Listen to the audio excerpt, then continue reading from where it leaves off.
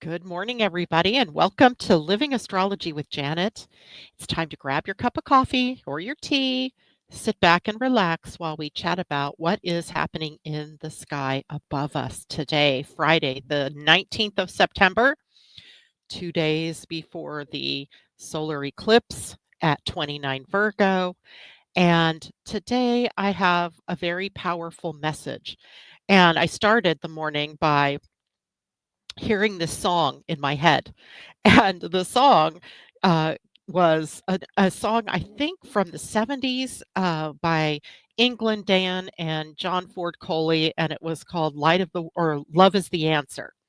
And I was singing this song in my head, and I woke up thinking, wow, what has this got to do with today's show? And then I realized, wow, it has everything to do not only with today's show, but with everything that is happening in the planet right now or on the planet right now. You know, things are pretty bad when your 22-year-old granddaughter calls you and says, Grandma, what is going on in the stars today? Right? Because it's crazy. People are feeling anxious, and my friends are telling me they're feeling overwhelmed and everything is feeling very nerve wracking. And the kids, she's a para educator or para. She works on the buses with the kids that are in Title One or special needs. So she gets to see them when they're all riled up and when they're at their most loving. And I realized, wow, the energy is so palpable out there. It is so kind of raw out there that everybody is picking it up, even people that don't normally think about the idea of what's going on energetically with the world. And I had to stop her this morning before she left to go to her bus because so much is happening today, and I'm going to be sharing all of that with you today. But today's show has a theme, and the theme today is about, will we heed the call for love, of love? And there's a lot of reasons for that because, first of all, the sun and the earth combination in human design are about to change into the gates that we always move into at the equinoxes and the solstices, which are all gates of love. Every season opens up with the call for more love. This particular season, the equinox, the fall equinox, for those of us in the northern hemisphere, the call is for embodiment, the love of being in the physical body and taking care of your body, being, oriented in time and space on the physical planet, but also spirit, where we are the divine embodiment of God, if you will, or source, or divine spirit, right? So that is the week that we are in or going into as we head into the eclipse. So today we are preparing for what is one of the most powerful lunations of the year, and that is the new moon solar eclipse at 29 degrees Virgo, which occurs on Sunday, 3:54 p.m. East Coast time. And it's a karmic degree. And when we have something happening at a karmic degree, we have like an amped up energy. And it's, the 29th degree is the culmination point, right? All of the lessons are culminating. And they're Virgoan lessons that talk about routine and perfection and analysis and critical thinking and overthinking. And right there is the recipe for anxiety, right? Overthinking. And this eclipse is spectacular, not only because of the karmic degree, but also because of the celestial configurations. We have three yods, and there is a kite implied in that yod. And there are multiple tense aspects in the solar eclipse that are all asking the same question. Will we heed the call of love or continue the fall into discord and disarray and anger and upset and division and separation and intolerance, right? Will we heed the call of love?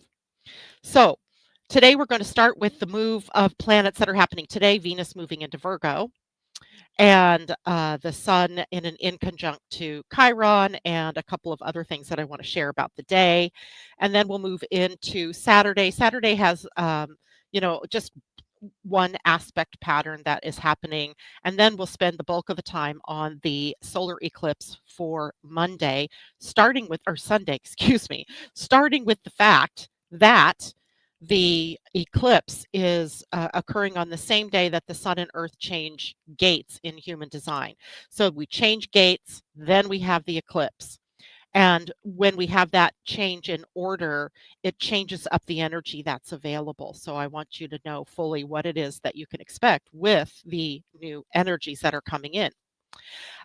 First, let's say good morning to people who are showing up. It's great to have you all showing up early this morning. I saw Julie out there. We were having a little conversation in the background. You might note that I listed a video this morning because I woke up with this song in my head. I went and I found the video, and I found the one that has the words, the lyrics that are, on the screen, so that you can actually interact with this song. I would have used it, but I'm sure I would get a copyright strike, so I didn't want to put it as the music entry. But at any rate, take the time to go and listen to that song.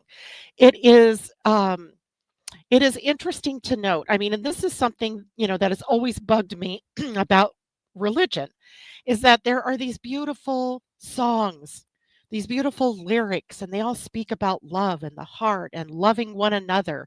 But then what we see on the planet at the moment is, especially here in the US, although I'm sure it's happening everywhere. I just don't live everywhere, so I don't know where everywhere things are happening. But we see these people, carrying these banners of Christianity, but they're holding it up to bigotry and racism, and they venerate people that were espousing ideals that are totally antithetical to the Christian religion.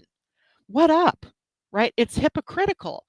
And it's the problem I've always had with religion, because it's hypocritical, right? It says one thing and then behaves another way. Now, we're all not perfect, right? And that's not the expectation that I have. We're all going to fall prey. I did this week. I got onto my high horse and got angry with someone over a quote that I didn't like, that shouldn't be where it was placed. And yeah, I came unglued. Okay, not loving, but loving to myself in that I stood up for what I thought was right, but also that I had to love myself enough to forgive myself for coming unglued. And therein is the real truth about love, right? Love isn't perfect. Well, maybe it is perfect. It's perfect in its imperfection. And that's what I want everybody to take away, right? If we're heeding the call of love, it means that everything that we view in the world comes through our eyes, through loving glance, through the love energy. And sometimes we're going to blow it. It's okay, right? We then have to go through the process of forgiving ourselves, forgiving the situation, and moving on with love. So there we go. Check it out. I loaded the YouTube link up, and if I could play it and make sure you guys could hear it, I would do that, but I'm not so sure. I think you would see it if I shared my screen, but not necessarily hear it. So check it out for yourself. So today we'll start with Venus moving into Virgo.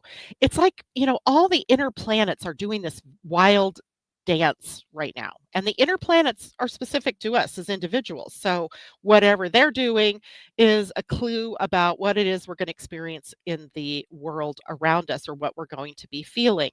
The outer planets, they tend to be the bigger themes that are going on in the wider world. So as Venus moves into Virgo, it is a sign of her fall. This is not a sign that Venus is comfortable in at all. And a planet that moves into a sign of their fall, FALL, not the season, their fall, well, they fall, struggles to find expression, but gets creative and actually finds interesting ways to use the wisdom of that particular sign. So it has to work harder. So we have to work harder in this case. Venus, love, relationships, harmony, peace, has to work harder. Venus has to work harder in Virgo's sign, where there's perfectionism, where there's overanalysis, where there's criticism, judgment, even. But it can also be that Venus helps us to express devotion and grounded love, right? Grounded love. And I checked to see which gate is Venus in our human design. And right now she's sitting in the gate 29. She sits there through the day today, where she is struggling with what it is that we say yes to, because the gate 29 is the gate of commitment. It is the gate of devotion. It is the gate of half-heartedness in the shadow. And so Venus sitting here bringing love and harmony and peace and relationship and all the and finances and all of this stuff to the forefront is about, what are we going to say yes to? What are we going to say that we want to be devoted to, or that we will actually put our signature on the bottom line to? So it's big. So the guidance for us today, especially, is about watching for nitpickiness, perfectionism, self-criticism. That's a big Virgo energy, right? We turn it everything on ourselves and criticize. So instead, choose service and small acts of love as the higher path, right? Something small that you can do for someone. My husband made me my cup of coffee this morning, and I looked over and I said, I so appreciate how you take care of me in the morning, because I sit down and I start working, not thinking about the fact, I might need food, I might need water, he or my coffee so I can wake up, and he does all that for me. Love, right? Love is the answer. And the sun is also in Virgo still, at least for another few days. So we're finishing up our Virgo transits. And the sun in Virgo today is inconjunct to Chiron in Aries. And inconjunct is also called a quincunx, which is a weird word, I know. It's a weird word for a weird situation that happens between planets, and the inconjuncts form the basis of Yods. Although the sun in Virgo and Chiron in Aries are not forming a yod, they are still inconjunct. And an inconjunct is a blind spot. It is the two planets not seeing each other at all, right? They don't see each other at all by uh, element. They don't see each other by the way that they act or their mode of operation. So they just don't see each other. The sun in Virgo has this drive for purity and service and fixing what's broken, while Chiron in Aries is wounds that we're carrying around identity and self expression and leadership. Together, these two can show up as a tension between wanting to help or wanting to heal, and neglecting, and pointing that at others, and neglecting your own needs, right? And your own healing journey. So we have a bit of a struggle today between what it is that we need to feel good, to feel healthy, to feel grounded, to feel of service, versus what it is that we need to do to help others in those same situations. So the practical guidance in all of that is just to balance self-care with service, right? Balance it. Don't get off balance by doing too much for others or inserting yourself in other people's lives, assuming that they want or need your help or your service, right? That is another thing that we can get into, kind of controlling behaviors in some respects, right? So ask yourself the question, am I trying to fix others to avoid looking at my own healing? Right? Am I doing this because I don't want to look in the mirror and see what it is that I need to fix within me? Or am I doing this from a true spirit of wanting to help, or wanting to, help by giving and extending love? But again, remember, at least from human design's perspective, the invitation to help is always warranted, right? You can't just like leap in and say, oh, let me do this for you. See a need and step in if possible, if wanted, and if warranted, and if you are not undoing your own energy to do so. All right. Let's say good morning again. I forgot to finish what I was saying there. I see Julie out there this morning, and J-Lo, hello.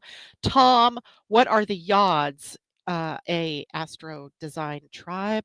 Love and the Subject by Odds. I'm not sure what you're talking about. Oops, love is the subject. Yes. Yes, J-Lo says. Tom, love is the subject. Love is the subject. Indeed. That's the big subject, right? We also have Venus, Regulus, and the Moon all together. In fact, yes, in this morning's chart, I noted that Venus and the Moon were at 0 degrees, both having just moved into the sign of Virgo. And that to me is another call. Venus and the Moon are the two distinctly feminine energies, right? So the feminine energy holding sway in a very feminine sign, Virgo, right? So let's see. Good morning, Miss J. I'm not sure I'm saying this right. 1984. Oh, Colleen. Good morning, Colleen. Thank you. And Tamara, good morning to you. Jacqueline Tyler, good to have you with us. Christine Buckingham, good morning. And do we really have 3 Yods? Yes, we do. And I'll show them to you shortly here. What song? It is called Love is the Answer by England Dan and John Ford Coley. And I've put the link in the chat. Maybe scroll up in the chat. Let's see, do I still have that link on my clipboard? I do. Ha, here we go. So I'll post that one more time. Good morning, Teddy. Good morning, Joan Durchie. And let's see who else is out here. Oh, thank you, Tom, for sharing that link and listen later. It's such a great song. I wish I could play it. Todd Rundgren, the version I found was by England Dan and John Ford Coley. I'm sure other people have done the song as well. Um, Tom, an inconjunct, much like inconjunctivitis, when your eyes are each looking in different directions. The opposite of crossed eyes, right? There's that. That's great. Okay, let's see. Anybody else out here? Todd Rundgren wrote that song and performed it very well too. Woo, okay. I'm not sure who Todd Rundgren is, but I have like something niggling at my mind about that name. So maybe I have heard other music he's done. Okay, so let's jump in to what else is happening and let me show the chart for today because I really want you to see that already we have a whole bunch of you know what happening up there in the stars and the configuration, i.e., the geometry relationship between all of the planets. So the biggest news today was Venus moving into Virgo, but then also Mercury right here at this point, and unfortunately my pen is dark enough it just goes right through the planet's symbols, but this is Mercury, take my word for it. And Mercury today landing in a trine, a very positive aspect, with both Uranus and Pluto. And of course, we also know that Uranus and Pluto are forming a minor grand trine with Saturn and Neptune, who are now straddling Aries and Pisces. So we have a kite that is being formed during the day today between all of these planets. Now, Mercury is just newly moved into Libra. That just happened yesterday. And in that trine, then, he's also feeding into the energy of the minor grand trine. And remember, the minor grand trine, y'all, is this configuration that's happening kind of underneath everything else that's going on. So all the crazy and the chaos is all superficial or on top, but it's all happening as a result of this minor grand trine that is sort of steadying a flow of energy that will emerge eventually into the dynamic of the consciousness. Uh, in a positive way, right? These are positive flowing energies. It's hard to see the positive when we have so much wrangling going on with yods and with inconjuncts and squares and all of those kinds of configurations and relationships with planets that create chaos. So right now, the minor grand trine is kind of doing all of its work behind the scenes, right? Underneath the surface. It has not yet fully brought to the surface what it is that it will eventually do. And then if we add in Mercury's opposition to the Saturn Neptune conjunction, then we have this real kite intensity that is also flowing. Now, kites typically are made up of some real positive energies, but it does separate the trine into two halves. And those two halves on the other side of an opposition, see this opposition right here. Here's Mercury. See all these red lines? Those are the opposition points to Neptune right here and Saturn right here. And on the opposite side in Aries and Pisces, I forget, you probably can't see my cursor, but take it from me, this is an opposition point where our minds and our duties and responsibilities and our imagination and creativity are opposing. They're going in two different directions. We're trying to apply logic to something that we cannot apply logic to, right? So we have to we're kind of out of our minds. And this to me is so fantastic how other systems of thought mirror the same thing. So, as you guys probably remember, I have been a longtime follower of the Mayan calendar, and uh, Johann Kalaman is still out there talking about the Mayan calendar, even though in the popular world it ended. But the Mayan calendar really didn't end; it just kept going. It's moved into a new cycle of time. Certain energies have ended, but others are in the process of being made. And right now, part of those energies are split, right? And they're split in the darkness. So we're flailing around trying to get our bearings in the dark. And in the dark, we have all of the shadow energies coming up, right? And it's so clear, right, that that's happening in our outer world. Yet our minds at this moment are kind of shut off from seeing the full picture.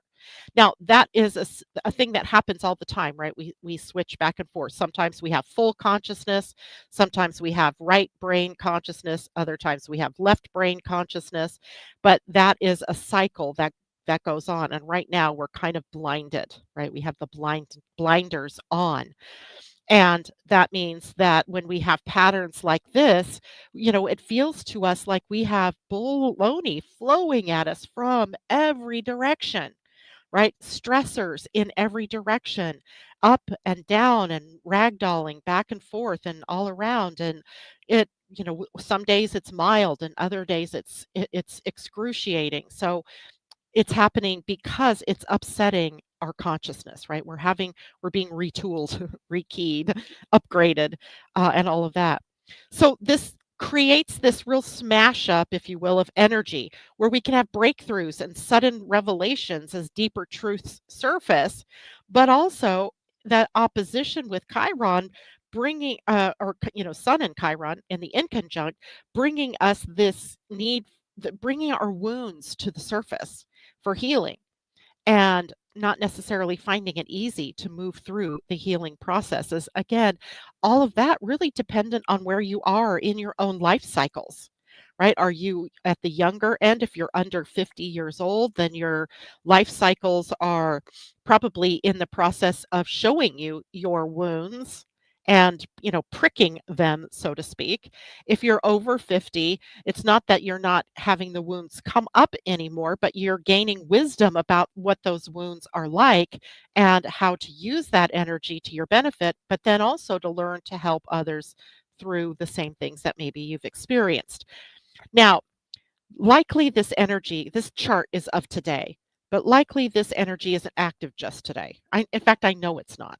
Right? This is energy that is activating all through the weekend and likely into next week, with more added as on Monday we switch to the sun in Libra, Mars moving into Scorpio, and we just add a different layer of intensity to the energies. And we'll talk about that on Monday. So be sure to join me on Monday for the talk about the equinox chart and what Mars in Scorpio will be bringing for us. So, key thoughts here. The minor Grand Trine, made up of Uranus, Neptune, and Saturn, follow the pink line over here on the right side of the chart, and Pluto, and then the black line that connects Pluto to Uranus, is an easy flow of ideas and breakthroughs, and it's generating what will be our future. But in the meantime, it is also helping each of us generate in our own lives new paths, right? New ways of doing things. Mercury right now over here at 0 degrees of Libra is the trigger, and he is the messenger. So watch your words, right? Watch your words, your thoughts, your conversations today and through the weekend, because they could really unlock doors this coming week, but it could also cause some breakdowns in all of that. And the kite the kite formation here takes the flow of that minor Grand Trine and gives it direction, gives it a mission. And I think the mission is love, right? Will you heed the call of love? And I'm going to go into that a little bit deeper in just a minute. So, what conversation or truth is already showing up in your life right now, today? Um, that's telling you that you're ready to take flight in a new direction, that you're ready to use your words or your insights in a new way or to spark change for the world at large, perhaps, or just for yourself or even your family or friends. That is the reflection that we have for the energy of today. But again, that energy today also started yesterday and will also be here tomorrow and even on Sunday. All right. Now, Saturday, we have Venus now in Virgo coming into, but already impacting a square to Uranus. And I did that in orange up here. You can see the left side of the orange line is Venus, and the right side of the orange line moves over to Uranus in Gemini. And, Venus represents our money, our relationships and love and our values. It represents the pathway to peace and love and harmony, equality, balancing, if you will, the scales. And with Uranus, we have to expect the unexpected. And that is just the truth right now. Uranus is playing a very important role in the grand scheme of things. Don't cling to your old routines. Don't cling to your old thoughts. Don't cling to your old ways of being because that's not going to work. It's almost like doors shutting down, right? So that you will move in a new direction. And the square is always tension filled, but it's not tension meant to be as a punishment. It's just this inner feeling of it can sometimes, I guess, feel like anxiety, like an anxious push to have to do something, to have to make something better, to have to get ahead, to change, etc. So we have in behind the scenes this Venus in a way very disempowered in Virgo, but also finding unique and creative ways to use Virgo's perfection seeking energy to her benefit, to bring harmony, to bring peace, to bring love. So it is an energy, I think, that on Saturday sets us up pretty well for looking at the impact of love in our lives. Are we extending love or are we extending hate? Right? That's their opposites. I guess we could even say instead of love and hate, let's say love or fear, right? Fear of the other, fear of losing your rights, fear of just others, right? If it's fear of other races, if it's fear of transgender people, if it's fear of gay people, xenophobia, right? All these different things that we have that are not loving, right? It's not loving, it's not tolerant, it's not accepting if we are, slicing those people out of the world. It just isn't, right? And that's a big deal right now. Okay, Sunday. Sunday's energy is interesting. So this eclipse, I almost named the show "Is a Partial Solar Eclipse Good Enough to Create Chaos?" And it is, right?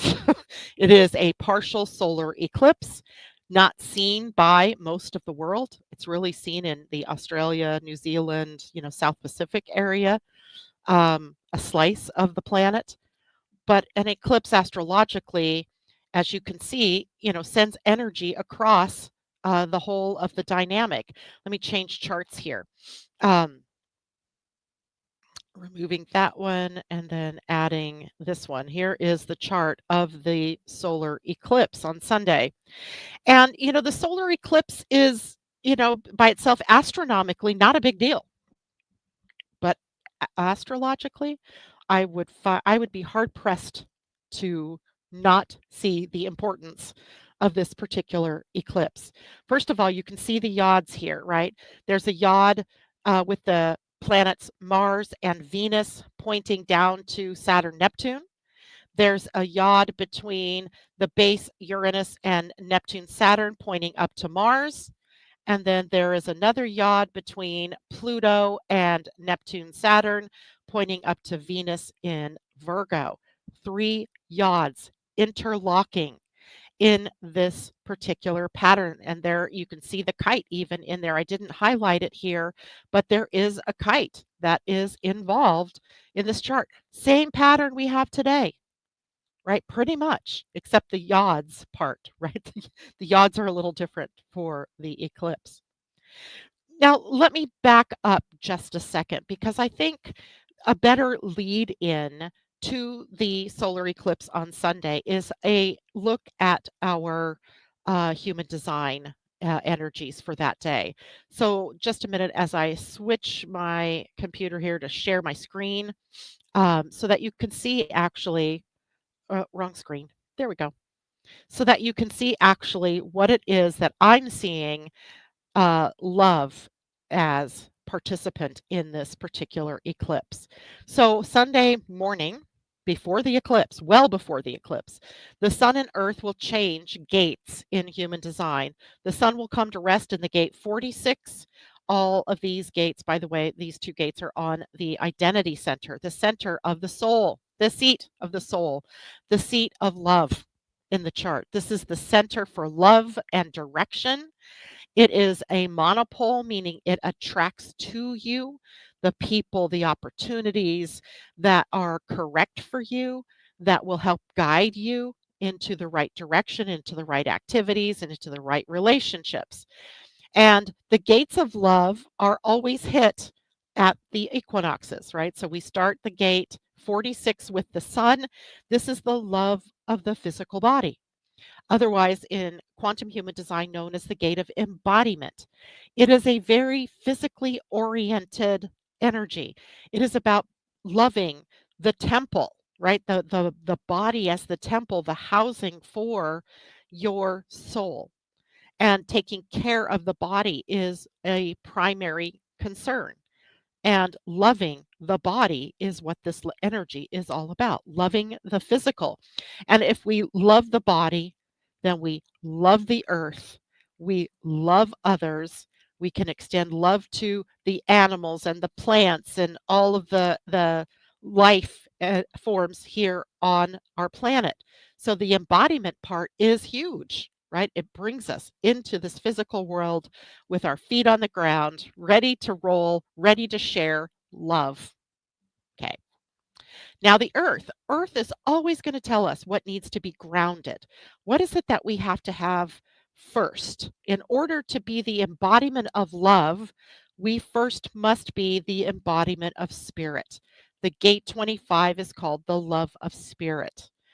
And it is a gate that brings unconditional love, brings unity consciousness, brings this, higher order of spiritual love and devotion. It is a gate that is the divine part of who you are, right? And everybody has these energies, right? Everybody has this gate as part of their human design. Some of you have it defined, meaning it's colored in. Some of you don't have it defined at all. But now everybody has it defined, at least by the earth. And you'll notice I've got this colored in 2 colors.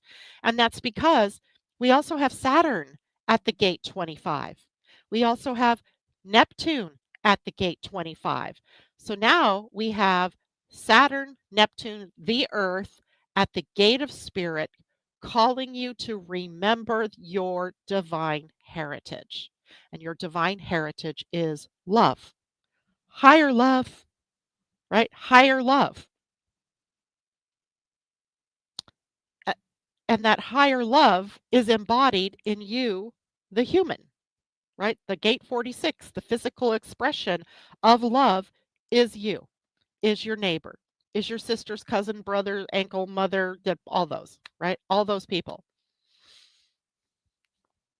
So when we act out against others, we are really acting out against ourselves, right? We're showing non-love to ourselves, but we're packaging it up and throwing it outside so that we can see it on the faces of other people or in the actions of other people.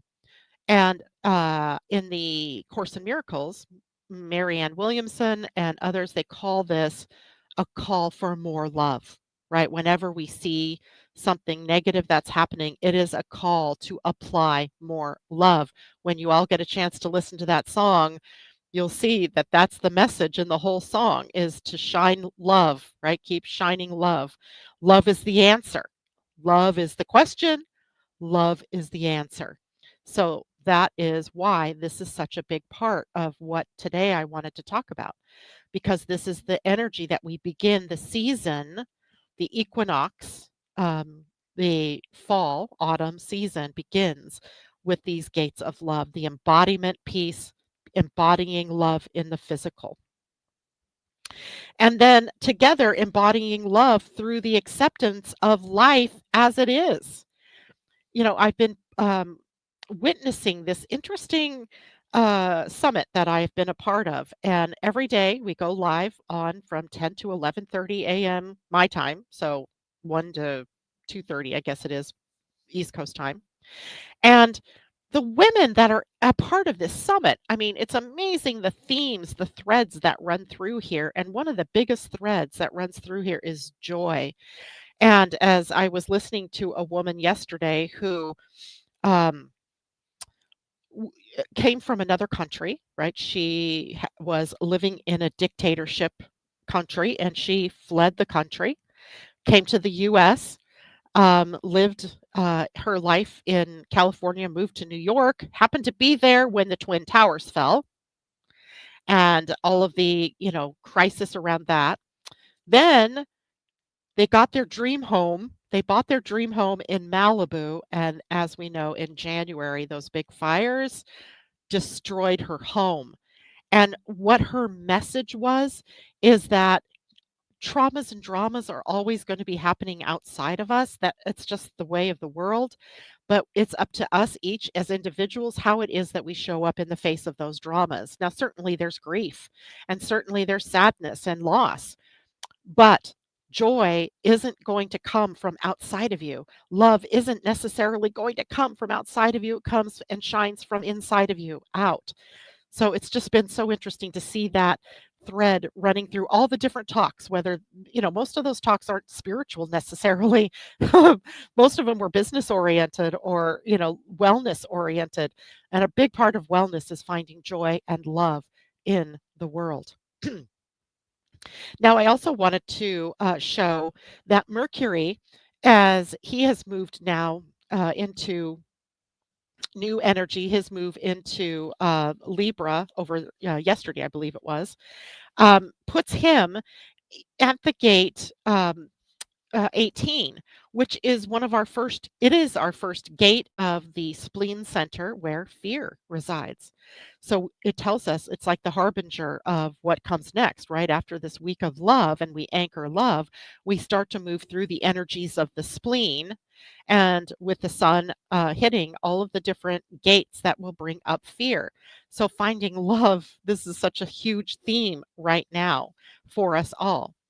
Now, if we look at the gate 46 through the Gene Keys arc, right? The Gene Keys is a journey from the shadow to the gift to the siddhi. That gate 46 or Gene Key 46 in its lowest shadow is seriousness, dour face, serious. And it moves on a path from seriousness to ecstasy via delight, right? Via delight, finding light and finding love, finding joy. And so the um, antidote, if you will, to seriousness is delight. Now, when we go to the Earth in the gate 25 and Saturn, Neptune also at 25, we move from constriction in the shadow, right, where our hearts are constricted, and we move to universal love through acceptance. Right through acceptance. The cosmos is pointing us to the higher path of love and embodiment even as the sky is filled with discord and the potential for discordant energies and interactions. I think it's just absolutely beautiful, right? I hope you guys are seeing that too. I'm going to go back to StreamYard real quick and take a look at comments. Um, do, do, do. Agoraphobia, fear of sweaters. Oh my gosh, you're so cute. All right, so Christine, defined spleen and defined heart, 44, Scorpio moon with a half stripe and half red line that connects to 25, but I guess no defined 25. Well, what it does mean is that right now, with the planets Saturn, Neptune, and Venus all at the 20, or Earth, excuse me, all at the gate 25, that whole channel is being uh, defined for you, Christine, and that channel is called the channel of initiation. So you're being initiated into something. And sometimes that starts with the gate 51 shock, depending if that is defined for you by and what planet that is defined by. And the gate 25 not being defined is now giving you opportunity to experience universal love or just higher love energy. Um, Christine says Viktor Frankl said the same thing in his book, Man's Search for Meaning. It's a great book. Yep, I have not read that book. I probably should dust that one off though. Okay, going back and seeing Jacqueline Tyler remembers the song. I love it. And okay, good. All right, no other questions for the moment. So let's go into the eclipse on Sunday. So a solar eclipse already is happening at a new moon, right? It only happens with a new moon, which means that potentially there's a new beginning here. And that new beginning is generated by your intentions. So, yet that moon is in the dark, right? We don't see it, right? It's hidden by the light of the sun. It's disappeared into the glare of the sun. And in that disappearance, it's like a blank slate, right? That blank slate in front of you now. And what will you write upon that slate, right? What are you going to write upon? What are you going to write upon through intention for love to be a part of it? Because love is the answer. It was also the question. It's also the energy of the solar eclipse, right? It's where the sun is, and it is the sun that is being partially eclipsed, not fully. So you still have some light there. There is still some light to be seen in the eclipse. But the new moon part of this eclipse is all about the intentions and what is it that you want to set for your completion of your Virgo energies. What is it that you would, um, want to see happening for you or for others through setting of your attention, your intentions, and of course, your new moon is going to depend on where Virgo is in your chart, right? So look at your astrology chart. Where is Virgo, right? And I know Tom's Virgo is his rising sign, so it's personal, very personal, Tom. First house, personal. What is the mask you're wearing? And are you going to take away the mask and engage love on a bigger level? In my own chart, it's in my third house. And there's a lot of work that I've been doing behind the scenes right now on videos and messaging and recreating things, fixing glitches in my freaking technology, blah, blah, blah. And if yours happens to be in the seventh house, let's say, that is going to be about your relationships. What is the mirror showing you about your relation about yourself through your relationships? And the sun in this case, the sun moon conjunction opposes Saturn and Neptune in this. Let me bring up the solar eclipse chart one more time for us. So when you see here's the sun moon up at the top, right, in Virgo, 29 degrees, and opposing that is Saturn at 28 degrees of Pisces and Neptune at 0 degrees of Aries. So it's an out of sign conjunction that these two, Saturn and Neptune, are in. but it's still holding the configuration of an opposition to the sun, excuse me, and the sun and moon conjunction. So there's tension. There's tension between reality and dreams and what it is that we are actually doing, how it is that we are actually expressing ourselves. So we're going to have to solve that tension, right? That tension that is really kind of forming. If I had drawn it in a little better, you might see how it's forming the spine of the kite, although kind of off just a titch. Now, the finger of God aspects, where we have pressure to change, where we have pressure to adjust, to sacrifice in some case the things that we've been doing or the way that we've been doing things. We can also call these turning points, pivot points, right? Where we got to turn and do something different, face a different direction. The first yod that I'm going to talk about is pointed up here at Venus. So a yod is made up of a base sextile between two planets, or sometimes there's more than two planets there. In this case, we have a yod between, I mean, a yod, we have a sextile made up between Pluto in Aquarius and Saturn, actually more Neptune in Aries.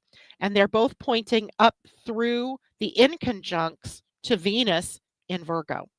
So the nozzle end, the apex is the release point for us for the energy. So the first yod tells us that the release is through our values, living our values, walking your talk, and expressing those values, aligning with those values, being true to your values, and also your relationships. It's going to play out in your relationships, having to adjust how you are working together in harmony or not, such as the case may be, in your relationships. Venus also rules finances, adjustments going on in the numbers, right? Noticing that in the Federal Reserve here in the U.S. undergoing adjustments, not necessarily comfortable ones. The whole economy, having adjustments to it. Turning points, right? These are turning points. The second yod pointed at Mars, right? So Venus, the first one pointed at Venus, a feminine energy in a feminine sign. And then we have Mars, the apex or point of the next yod in Libra, a masculine sign ruled by Venus, a feminine planet, where we bring the masculine and feminine energies into harmony. But we have this very masculine planet in the final degree of Libra. And Mars is action and courage and taking that next bold step, right? We can imagine all we want and think about things all we want, but if we don't take action, nothing happens. You can set the most beautiful intentions with this new moon, with this solar eclipse. You could harness all of these great energies, but if you don't take an action step, it's all for naught, right? You have to take an action step. So, Mars, action and courage, the base of which is formed by Neptune at 0 Aries and Uranus at 0 or 1 Gemini. So we have a base that is made up of action energy, fire energy, dream energy, or imagination energy with Neptune, and Uranus, breakthrough, bright idea, light bulb moment, revelation in an air sign, Gemini. So we have a lot of mind and imagination energy seeking its outlet through Mars, right? So, Mars, what are you going to do, right? What are you going to do? What action are you going to take? Who are you going to be, right? Being and doing, both involved here with Mars. Now, the third yod is pointed at Saturn, Neptune. So you can see it here. It's made up of two different colors here because it's part of the other two yods.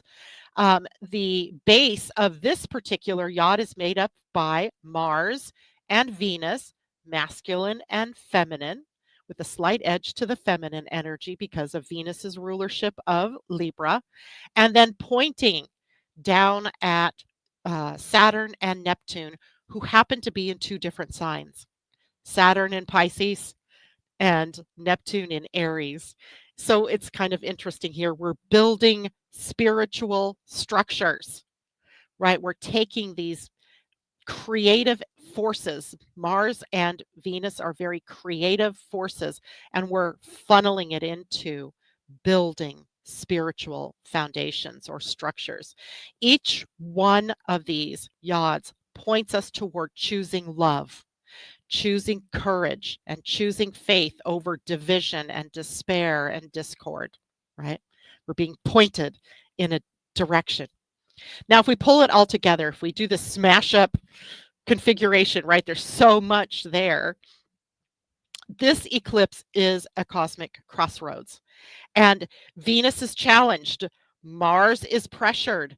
Saturn and Neptune are holding us accountable, and Mercury is carrying messages through the kite that amplifies the truth, real truth, capital T truth.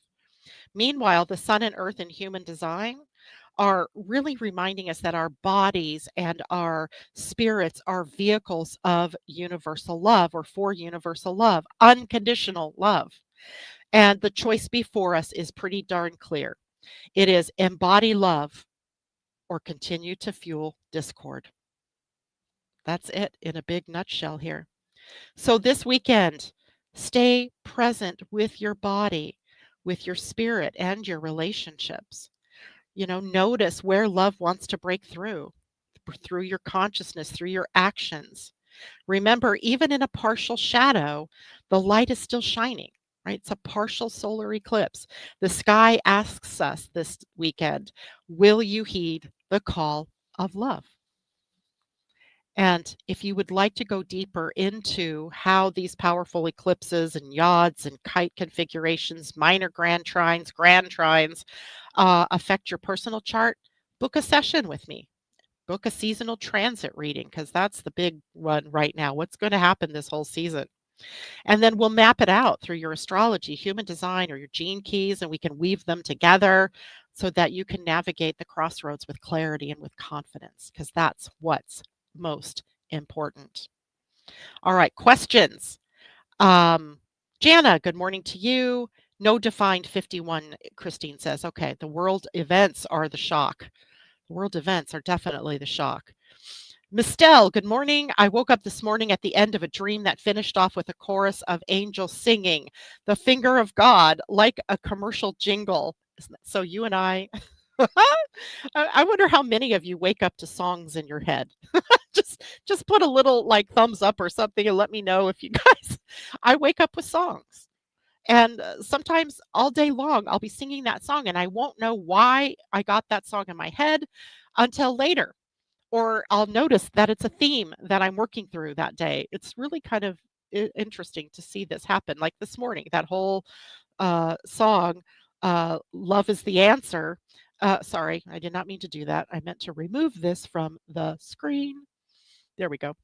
Love is the Answer bursting into my head. And it's what kept me up at 4 o'clock this morning. I was ready to get out of bed at 4 a.m. And then I went, no, I don't want to. Went back to sleep finally about 4:30 and then woke up still singing that song in my head. So I went looking for it because I couldn't remember who sang it, number one. And it turns out many people have sung it apparently. And I thought it was a very powerful message given the fact of love being so powerful in the pantheon of energies for this weekend. All right, questions about your own chart. If you guys know your chart, just give me a shout out real quick in the last 7 minutes or so I have here. Where's Virgo in your chart? Where's the eclipse? What's happening in your own life that, is calling you in a new direction? Where is the call out for love greater in your life right now than it has been ever before? Or ask questions about your human design if you want, right? What is going on in your life? Yes, Jana wakes up with songs in her head. Awesome. Do they stick with you all day, Jana? Um, or Christine says, I think in songs or hear them on the radio as signs of confirmation. Um, there is something in human design, I can't remember right off the top of my head which gate it is, that is very much aural, right? Aural, aural, where hearing songs, hearing angels, hearing is very amped up. And maybe you and I both have that gate to find. I got to look it up and see which one it is. Um, Jana, eclipse is taking place in your second house. So she's seeing a release of people who no longer align with my values. Yeah. And, I wish I could share this without getting too personal, but um, because I didn't mean for it to happen the way it happened, but I discovered something early this week that I felt was way out of alignment for what project I was working on. And it was an opening quote to a very important periodical. And I saw who the author was, and I went, "Oh, no, no, no, no, no, no," because the author is a very politically um, energized being, person. Besides the fact that I take a personal exception to it, I said it didn't belong in an astrological periodical, the quote, and that person. And I'm afraid I didn't come across very nicely when I brought it up. And yet, it was, Jana, me standing up and saying, that is not my value. I do not value that person's voice. The person itself isn't the bad thing. It's the values that person is aligned with. They don't match what it is that we're trying to do in a periodical like an almanac for astrology information.